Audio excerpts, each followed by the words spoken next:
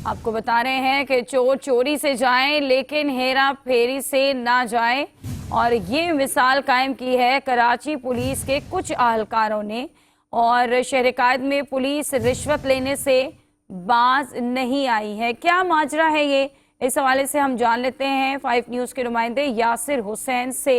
इस बारे में हम बात करेंगे अपने नुमाइंदे यासिर हुसैन से और उनसे सूरत हाल जानेंगे कि ये क्या माजरा पेश आया है। फुटेज इस वक्त आप देख रहे हैं 5 न्यूज़ की स्क्रीन पर। एक स्टिंग ऑपरेशन किया और यासिर हुसैन जो कि अक्सर इस तरह के स्टिंग ऑपरेशन करते हैं और बहुत सी ऐसी चीज़ें आपके सामने लेकर आते हैं, और अब उन्होंने पुलिस अहलकारों को रिश्वत लेते हुए रंगे हाथों पकड़ा है। इस स्टिंग ऑपरेशन के बारे में हम उनसे जानेंगे।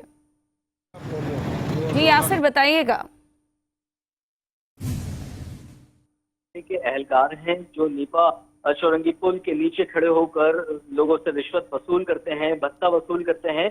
काफी शिकायत जो है वो 5 न्यूज़ को मौसूल हो रही थी, तो उसके बाद हमने एक प्लान किया और एक स्टिंग ऑपरेशन किया कि खुद एक आम शहरी बन के वहां जाया जाए और देखा जाए कि मामला क्या है। जब हम वहां पहुंचे और एक स्टिंग ऑपरेशन किया, उसमें 2 अजीज पट्टी के अहलकार जबकि एक सब इंस्पेक्टर ट्रैफिक पुलिस का वहां मौजूद था, और लोगों को चालान जो है वो 2-2 हजार रुपए के बता के उनको डराया धमकाया जा रहा था। उसके बाद जो सिंध पुलिस के अहलकार वहां मौजूद थे, उन्होंने जो है उसके बाद बार्गेनिंग शुरू की। बार्गेनिंग के बाद उन्होंने 1000 रुपए तलब करे और 500 रुपए में जो है उन्होंने जान छोड़ी। इस तरह के बहुत सारे मामला जो है वो रिपोर्ट हो रहे थे हमें, जिसके बाद हमने ये स्टिंग ऑपरेशन किया। और खाली यही एक पॉइंट नहीं, कराची में तकरीबन बहुत से ऐसे मकामात हैं जहां पे पुलिस और ट्रैफिक पुलिस मिलकर शहरियों से भत्ता वसूल कर रही होती है, जबकि शहर में काफी ऐसे ऑर्गेनाइज क्राइम भी पुलिस की सरपरस्ती में चलाए जा रहे हैं। जबकि जो स्ट्रीट क्राइम की वारदातें हैं उनमें भी रोज बरोज इजाफा होता जा रहा है, जबकि पुलिस उनके ऊपर नजर नहीं